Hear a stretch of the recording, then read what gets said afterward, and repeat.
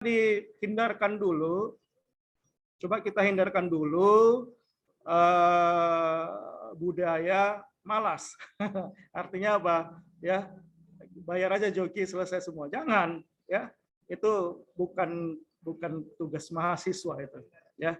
Nah, walaupun waktu kita sambil bekerja, ya sama juga seperti dosen-dosen di sini bekerja sambil kuliah, toh bisa dikerjakan sendiri kan. Nah, itu dengan bantuan dosen pembimbingnya nantinya gitu ya. Nah, jadi itu ya coba kita ciptakan budaya sehat seperti itu dulu gitu ya. Nah, jadi secara tidak langsung kita telah menghindari orang lain ya untuk berbuat apa ya namanya ya berbuat spekulasi ya, karena bisa jadi satu penelitian dia modif sedikit-sedikit jadi beberapa judul gitu kan dengan objek yang sama gitu. Nah, jadi sekarang kita budayakan menulis dulu ya. Pembuktiannya adalah dengan menyusun proposal ini gitu ya. Proposal ini tidak harus benar, kan begitu. Proposal tidak harus benar, ya, karena kan akan direview gitu, ya. Nah, setelah direview nanti mendapat perbaikan, baru proposal itu menjadi benar, kan begitu. Nah, jadi di dalam menulis proposal ini yang penting begini, ya, kita sampaikan ide kita, hasil analisa yang kita lakukan terhadap penelitian tersebut, ya, dituang ke dalam tulisan. Kemudian coba kita ikuti template nantinya yang disediakan pihak kampus, kemudian kita masukkan ke dalam OJS, ya, Open Journal System, kemudian nanti akan direview, ya, dipelajari semuanya, urutannya dan lain sebagainya, logik dan lain sebagainya, kemudian akan disampaikan hasil dari review tersebut, maka kalian bisa baca di mana letak kelemahan dari proposal tersebut, gitu, ya. Nah, jadi secara tidak langsung setelah kita menyusun proposal bab 1, 2, 3, maka ini sudah tercicil untuk pembuatan jurnal. Ya, untuk pembuatan jurnal. Nah, jadi nanti kalau di bab 1, 2, 3 ini sudah baik, ya, artinya kita sudah 50% mengerjakan dua pekerjaan. Yang pertama skripsi, yang kedua jurnal gitu. Nah, jadi motivasinya begitu, ya, dari sekalian mahasiswa kami. Karena kalau kita semua apa namanya budayanya itu budaya santai, ya, maka kita nggak akan pernah tahu apa kelebihan yang kita punya setelah lulus dari Stikom ini gitu. Nah, hingga hari ini di semester 8 coba tanya ke diri masing-masing gitu, kemampuan apa yang kalian punya ketika kalian nanti akan terjun ke masyarakat, ke dunia kerja gitu. Ya kan, ketika diwawancara apa kemampuan Anda? Nah, bingung ya jawabnya ya, tengok-tengokan kita kan. Nah, jadi agar itu bisa apa namanya? Bisa kita peroleh kemampuan tersebut, maka pertama ya ini tadi budaya menulis ini kita lakukan gitu.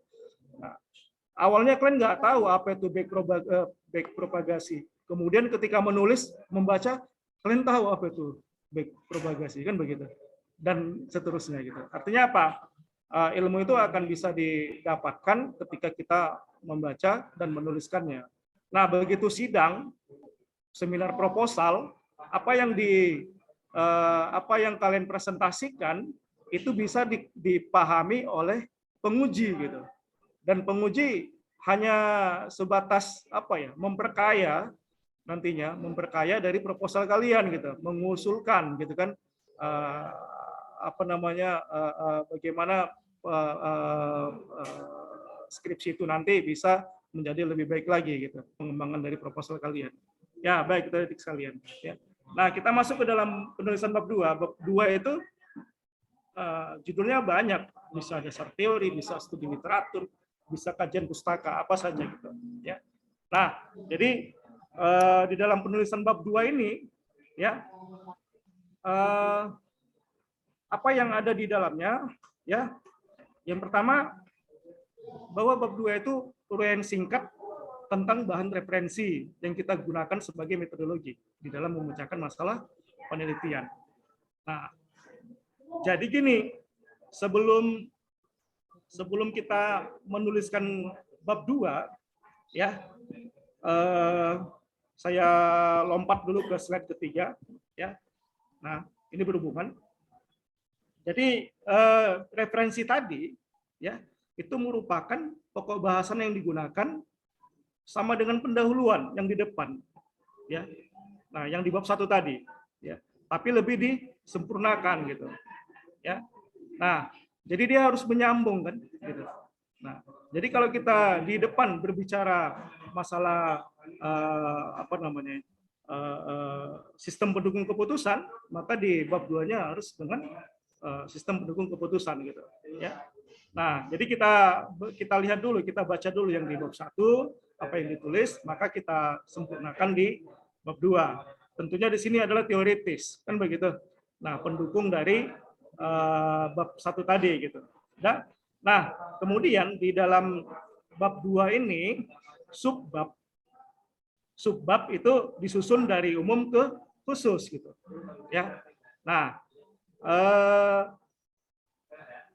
yang fokus kepada penelitian kita, misal kita fokus kepada data mining, misal data mining. Nah, yang umum dari data mining itu, ya, misal kita berbicara masalah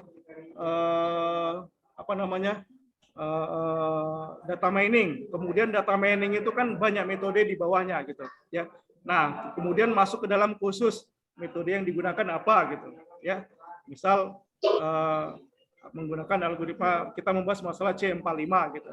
Nah, yang umum tadi kita bicara data mining itu apa, bagaimana cara tahapan-tahapan di dalam data mining, kemudian subbabnya itu, ya, khususnya itu adalah algoritma yang kita gunakan gitu. Nah, itu khususnya. Nah, kemudian yang ketiga adalah tiap subbab itu terdiri dari beberapa referensi penunjang. Nah, jadi gini, adik-adik sekalian, ya, kita pelan-pelan saja bahasnya, ya, santai, biar masuk ke dalam logika kalian. Nah, jadi sebelum kita membuat proposal, yang pertama gini, ya, cari dulu objek penelitian kita apa gitu. Kita misal udah dapat dari kegiatan praktek kerja lapangan, atau di luar itu dari kegiatan riset dan lain sebagainya. Nah, dapat satu objek. Nah, kemudian kita analisa, ya.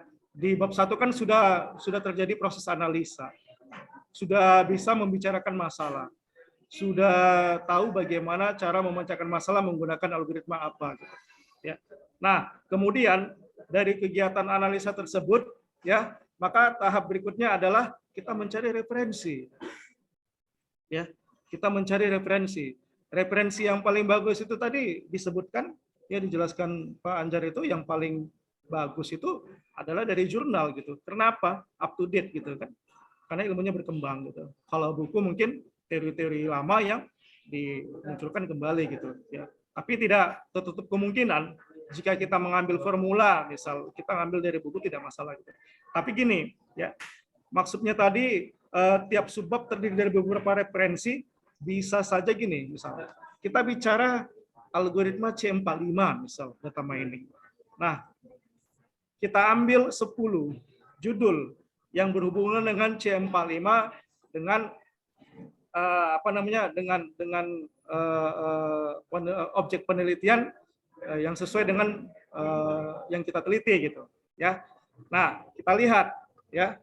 Nah, bisa jadi penelitian yang kita buat itu sudah pernah dikerjakan oleh orang lain mungkin, ya. Atau mungkin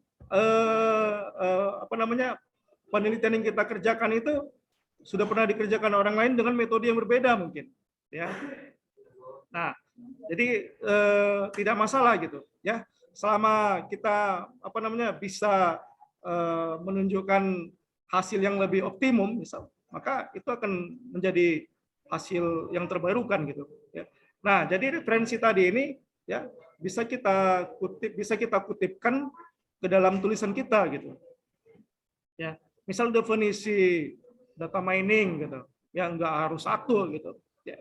Definisi data mining itu kan ada beberapa pakar, 3, 4 pakar misal kita masukkan ke dalam, tidak masalah gitu. Artinya setelah definisi, kemudian sumber pustakanya kita bisa kutip bisa lebih dari 1. Nah, begitu maksudnya.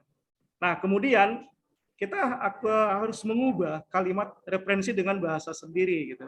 Nah, ini kan masalah plagiarisme ya. Nah, jadi budaya copy paste itu memang susah dihindari ya, gitu.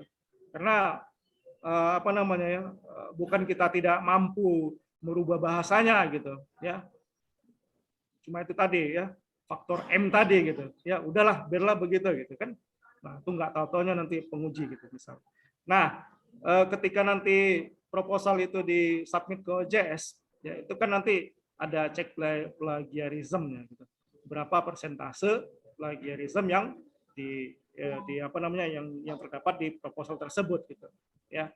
Nah, jadi untuk menghindarin plagiarisme tadi ya, plagiasi tadi, maka kalimat itu dirubah gitu ya dengan bahasa kita sendiri. Artinya bukan tetap menggunakan bahasa ilmiah gitu ya. Nah, nanti masalah tata bahasa ini nanti kita bahas lagi lebih lanjut ya.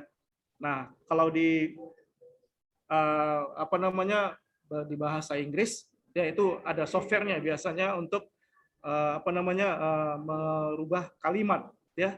Nah, jadi nanti itu akan kita bahas berikutnya aja ya. Nah, jadi yang perlu diperhatikan ini di dalam penyusunan bab 2 ya. Nah, jadi tadi sudah kita bahas sebelum ditulis ke dalam bentuk proposal, maka harus disiapkan dulu referensi sumber-sumber referensinya. Nah, kemudian setiap sumber referensi itu diberi judul, ya diberi judul singkat, ya yang sudah kita pahami. Kemudian yang kedua, tetap menggunakan aplikasi Mendeley, ya tetap kita gunakan aplikasi Mendeley untuk mengutip referensi, ya citasi. Nah, jadi saran saya gini, untuk referensi ambil referensi jurnal dari skripsi Stikom punya kita gitu. Itu dulu prioritas untuk meningkatkan citasi ya. Jadi keuntungannya itu ada untuk kampus, ada untuk penulis sebelumnya, kemudian untuk mendukung tulisan kalian mahasiswa yang akan melakukan skripsi ini gitu ya. Nah, jadi itu direkomendasikan ya, direkomendasi untuk mengambil referensi dari jurnal yang apa namanya yang punya mahasiswa dari sini ya, dari kampus kita atau dosen-dosen yang ada di kampus ini ya. Nah, kemudian setelah dikumpulkan referensi, referensi ini akan digunakan ke dalam Mendeley tadi kan. Nah, jadi biar mudah, biar tidak membagongkan kalian, ya kan. Nah, setiap satu definisi misal atau formula misal kalian dapatkan udah dari satu referensi, langsung dikutip, langsung dimasukkan ya, langsung digunakan Mendeley ini untuk mengutipnya gitu. Bentuknya seperti yang saya tunjukkan ini. Mungkin semua sudah pakai ya, sudah pernah tahu ini gitu. Ya. Nah, kita add files. Jadi sebelum dimasukkan ke dalam Mendeley ini dikumpulkan dulu ke dalam satu folder. Jadi untuk khusus skripsi ini buat satu folder yang aman, kalau perlu simpan ke cloud ya. Buat satu folder. Kemudian di dalam folder itu buat satu subfolder namanya folder referensi. Udah, masukkan semua ke situ jurnalnya. Ya. Nah, dimasukkan ke situ semua jurnal. Setelah itu kalian ambil Mendeley-nya, kemudian masukkanlah dari folder tersebut untuk dikutip ya. Nah, gitu caranya. Jadi setiap baris kalimat ya itu teratur ya. Pengutipannya gitu ya, referensinya jelas gitu ya. Nah, karena kalian bukan pakar maka nggak berhak untuk memasukkan definisi berdasarkan pendapat kalian gitu, belum boleh ya. Nah, jadi setiap formula, setiap definisi, setiap pernyataan ya yang kita tidak bisa mempertanggungjawabkannya, yang belum pernah kita kerjakan, maka itu kita harus letakkan referensinya dari mana, siapa yang yang mengatakan gitu kan, yang menyatakan. Nah, misal berdasarkan hasil penelitian yang dilakukan oleh siapa gitu, kutip referensinya, ambil jurnalnya dari Mendeley, kemudian langsung lanjutkan ketik gitu. Artinya bukan kesimpulan dari si peneliti itu kalian copy paste kan, salah dia, ya.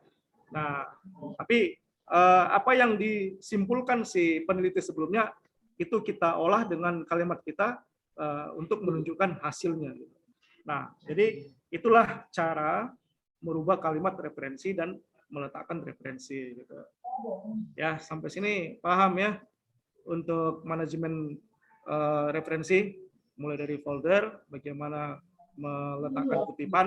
Jadi jangan 10 jurnal langsung masuk semua ke Mendeley, bingung nanti kalian.